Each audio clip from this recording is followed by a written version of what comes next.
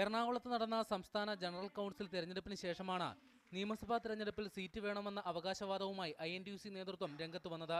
LDF ഭരണസമിതിയിൽ തൊഴിലാളി സംഘടനാ പ്രതിനിധികൾ അംഗമായിട്ടുണ്ട്. എന്നാൽ UDF മന്ത്രിസഭയിൽ അതുണ്ടായിട്ടില്ല. തൊഴിൽ വകുപ്പ് കോൺഗ്രസ് കൈകാര്യം ചെയ്യണം. നിലവിലെ തൊഴിൽ വകുപ്പിന്റെയും വ്യവസായ വകുപ്പിന്റെയും പ്രകടനത്തിൽ INTUCക്ക് പൂർണ്ണ തൃപ്തിയില്ല.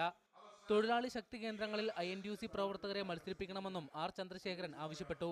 എത്ര സീറ്റ് ഈ തൊഴിലാളി മേഖലകൾ ഉണ്ടോ അത്രയും സീറ്റും INTUCക്ക് വേണം.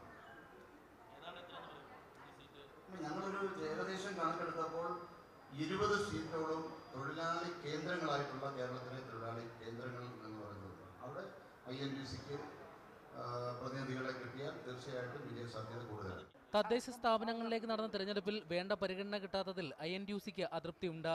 സ്ഥാനാർത്ഥി നിർണയം നടത്തുന്നതിന് മുൻപ് INTUC നേതൃത്വവുമായി കൂടിയാലോചന നടത്തണമെന്ന KPCC നിർദ്ദേശം പല DCCകളും പാലിച്ചില്ല.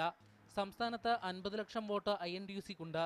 നിയമസഭാ സീറ്റിലേക്ക് സ്ഥാനാർത്ഥികളെ കണ്ടെത്തുമ്പോൾ KPCC നേതൃത്വം ഇക്കാര്യം പരിഗണിക്കണമെന്നും INTUC ചൂണ്ടിക്കാട്ടുന്നു. മീഡിയ 1 കൊച്ചി.